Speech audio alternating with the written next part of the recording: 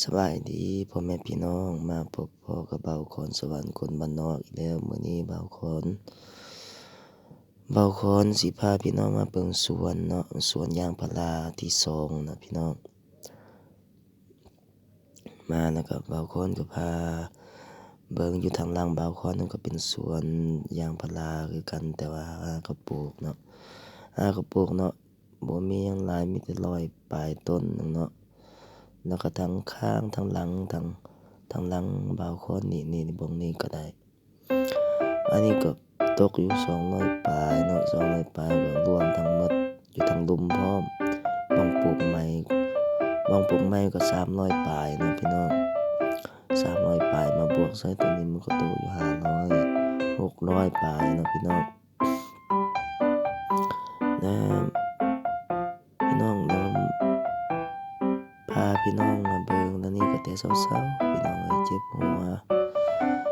วเป็นหวัดเลยพี่น้องมันมีหมอกหลายพี่น้องแต่ก็บ่ได้อยู่ไกลปานใดบ่ได้ไกลบ้านปานใดเนาะขึ้นมานี่ประ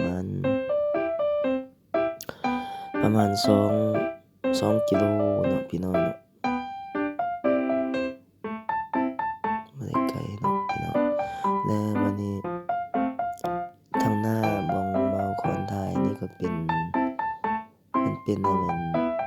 ต้นชาเนาะพี่น้องเนาะต้นชาที่พ่อแม่ปลูกไว้เนาะพี่น้องปลูกมาเวลาเฮาอยากส่งชาอยากกินชาแม่นะเฮาก็มันเด็ดเอาแล้วก็ตากแห้งเลยเนาะพี่น้องเนาะ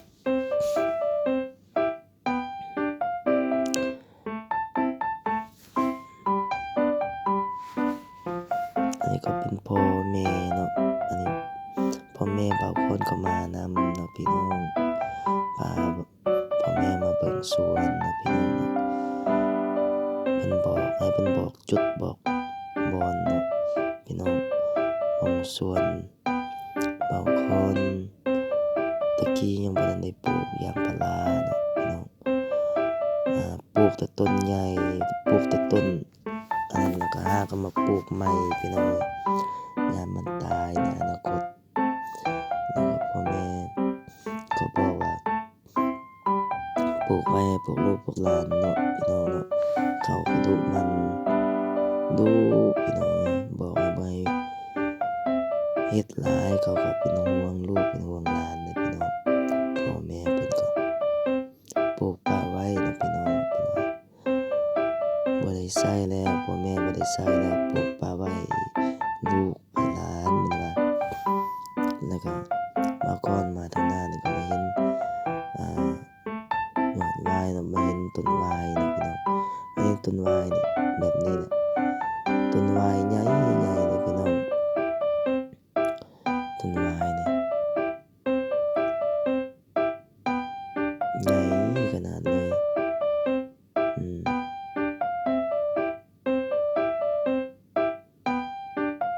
ปลูกไว้อยู่สวนพ่อแม่ปะไว้อยู่สวนว่าสิทางออกตัดทิ่มก็บ่ได้นะพี่น้องปะไว้ในเวลาเฮาอยากกินอยากอันนั้นเฮาก็บ่ท่าไปซื้อในตลาดพี่น้องเอามาตัดเอาอยู่สวนอันนี้ก็ตูบนะพี่น้องเนาะตูบสวนเบาคอนพี่น้อง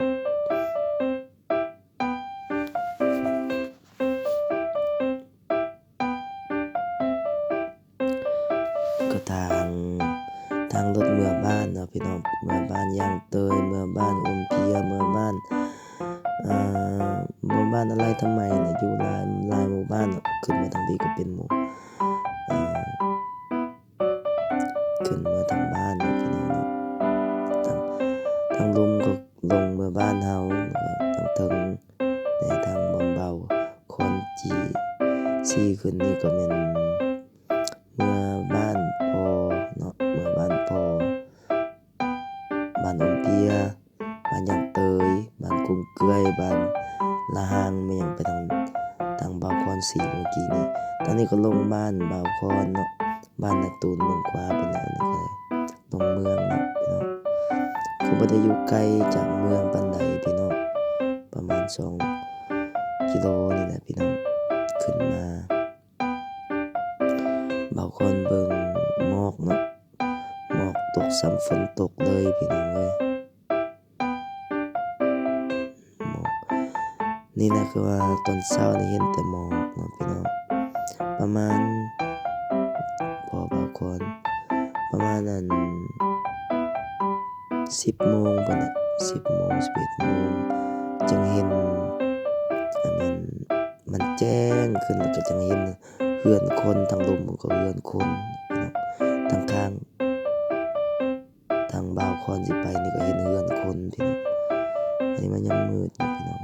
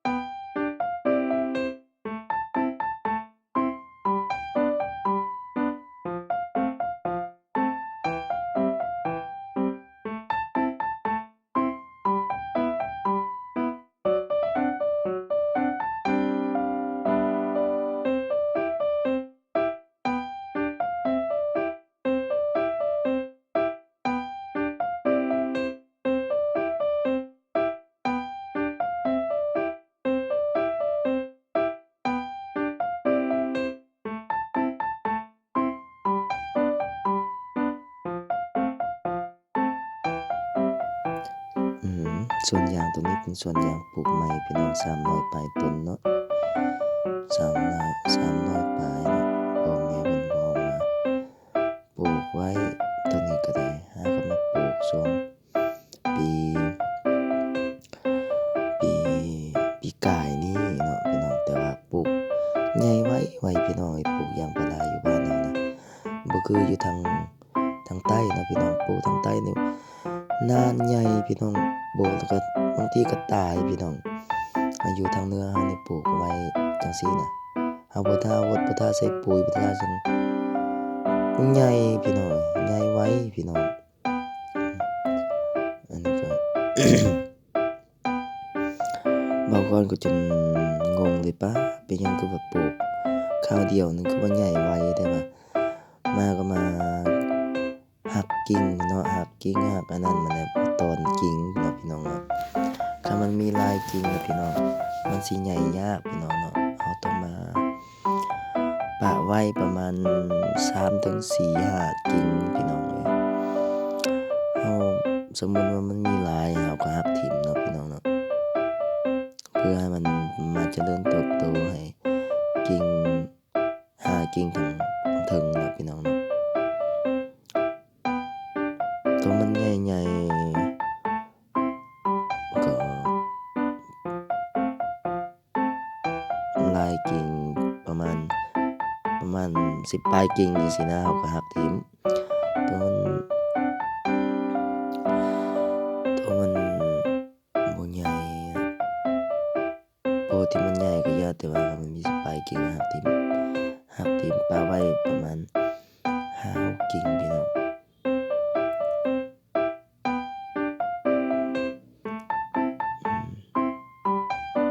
เห็นบ่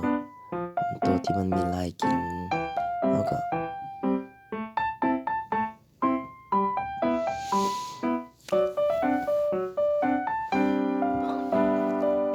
พี่น้องบ้านบางคนนี่ก็มันก็มีแต่ภูแต่ผาแบบนี้แหละ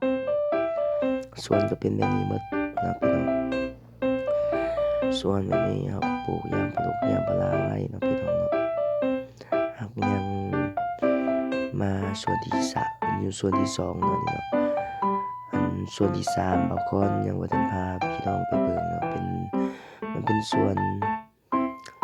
ต้นไม้ดูเนาะพี่น้องต้นไม้ดูลายต้นไม้ขยุงต้นไม้ดูเนาะพี่น้องอืมยังบ่พาพี่น้องไปเบิ่งเนาะมีเวลามีโอกาสเทื่อหน้าบางคนไปบางคนสิถ่ายเป็นคลิปจังซี่เนาะให้พี่น้องเบิ่งเนาะอันนี้ก็สวนพาราที่2ยังสวนไม้ดูกับสวนไม้ดูลายเนาะพี่น้องเนาะยังบ่ทันพาพี่น้องไปเบิ่งนี่ตัวนี้ยอดกิ่งลายแล้วก็แม่บางคนก็มาตอนกิ่งเนาะพี่น้องตอนกิ่งก็ง่ายๆเนาะมีแต่หักเนาะหักเป็นมันมีลายกิ่งเสียก็หักทิ่มเนาะพี่น้องเนาะให้มันไปเจริญเติบโตได้แต่2-3 กิ่ง4 กิ่งเทิงๆเนาะพี่น้องเนาะอยู่ต่อหน้าบางคนนี่ก็มีแต่เฮาลงไปเนาะเป็นภูเป็นแบบนี้น่ะอยู่ลุ่มพุ่นก็มันก็เป็นเรือนคนเลยพี่น้องอันนี้มันมีหมอกบังเฮาบ่เห็นบ่เฮาบ่ได้เห็นเฮามีหมอกบังไว้ซื่อๆแต่จริงมันเป็นเรือนคนอยู่ลุ่มก็ได้พี่น้องแล้วมันมีแม่น้ำเนาะแม่น้ำกั้นไว้นี่พี่น้องเป็นแม่น้ำกั้นไว้เป็นแม่น้ำพากเนาะพี่น้องเนาะมันมีน้ำพากน้ำโอได้ทั้งหลังบ่าวคอนทั้งพูนก็เป็นน้ำโอทั้งพี่เป็นน้ำพากเนาะพี่น้องเนาะแล้วมันก็แม่บ่าวคอนก็มาฮักหน่อยบ่ฮักกิ่งไว้อันนี้เขาว่าตอนกิ่งนะพี่น้องเลย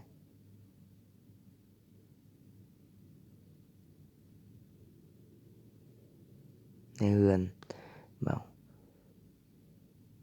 พี่น้องเห็นบ่เรือนเนาะทางลุมมันก็เป็นเรือนเป็นแปรมันเป็นน้ำกันไว้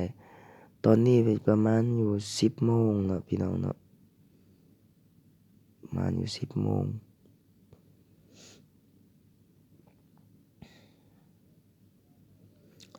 วันหนึ่งมันแจ้งเขาสีเห็นแจ้งกว่านี้เนาะพี่น้องเนาะอันนี้มันบ่เห็นมันมัวๆย้อนมีหมอกหลายเนาะพี่น้องเนาะพี่น้องหมอกปกบังไปหมดเนาะพี่น้องเนาะแม่นบ่คนบ่ถึงป้าไว้สำนี้ได้พี่น้องแม่บางคนก็นับว่ามันหลายเด้อ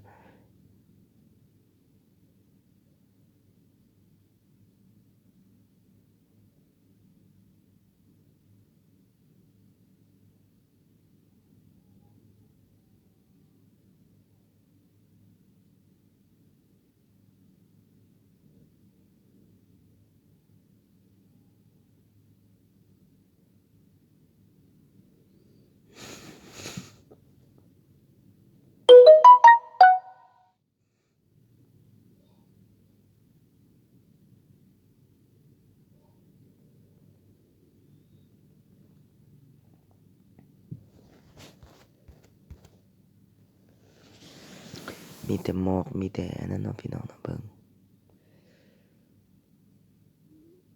เวลาใดบางคนมาบ้านยามใดน่ะ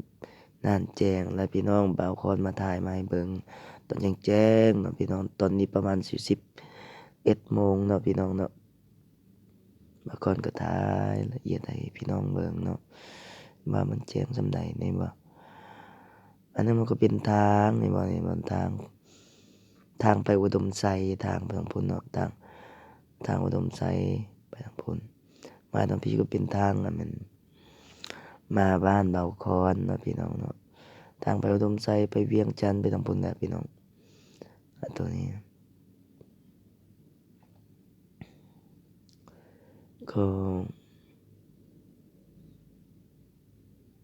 บางคนมาบ้านแต่ละเทื่อบางคนจนบ่อยากเมื่อจนบ่อยากกลับพู้นแหละบางคนน่ะ บ่อยากกลับไปทางใต้เลยเพราะว่ามาเห็นบ้านก็ปลื้มดีอกดีใจเนาะพี่น้องเนาะพ่อแม่เพิ่นก็ดีเนาะพ่อแม่เพิ่นก็สร้างไว้ทุกๆอย่างพี่น้องเอ้ย สร้างไว้เพื่อลูกเพื่อหลานให้พวกลูกพวกหลานน่ะเพิ่นน่ะเพิ่นบ่ได้ขี้คร้านหยังดีเพิ่นน่ะดูมันจนเบาควรจนเว้าให้ว่าบ่ต้องเฮ็ดหลายเพิ่นก็เฒ่าแก่แล้วเบาควรก็เป็นห่วงเพิ่นนะแต่ว่าเพิ่นคิดแรงกว้างไกลปานกว่าเฮาอีกพี่น้องเพิ่นคิดไว้ว่าเฮ็ดป้าไว้เพื่อพวกลูกพวกหลานเพิ่นน่ะเพิ่นคิดแบบเดียวแต่จริงเพิ่นก็บ่ได้นำใส่มีหยังก็เพิ่นก็บ่ได้นำใส่อยู่แต่ว่าเพิ่นเฮ็ดไปย้านลูกหลานเพิ่นในอนาคตทุกข์ยากว่าแหน่เพิ่นคิดเพิ่นคิดกว้างไกลแรงเนาะเพิ่นน่ะพ่อแม่เพิ่นบางคนท้ายไว้แจ้งๆบัดนี้เนาะพี่น้องเนาะ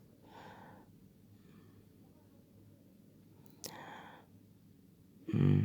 บางคนก็ฝากนะเนาะฝากพี่น้องแหน่เนาะฝากกดไลค์กดแชร์กดติดตามบ่าวคอนนำเนาะพี่น้องเนาะมื้อหน้าบ่าวคอนมีโอกาสมีเวลาสิพาพี่น้องไปเบิ่งเยี่ยมยามเยี่ยมชมสวนอันที่3เนาะพี่น้องเนาะเป็นสวนไม้ดูลายเนาะพี่น้องเนาะสิพาพี่น้องไปเบิ่งสวนไม้ขยุงอืมมีเวลามื้อหน้าเนาะแต่ตอนนี้บ่าวคอนขอเว้าเพียงส่ำนี้ก่อนเนาะพี่น้องเนาะต่อไปก็ฝากกดไลค์กดแชร์เด้อพี่น้องเด้อ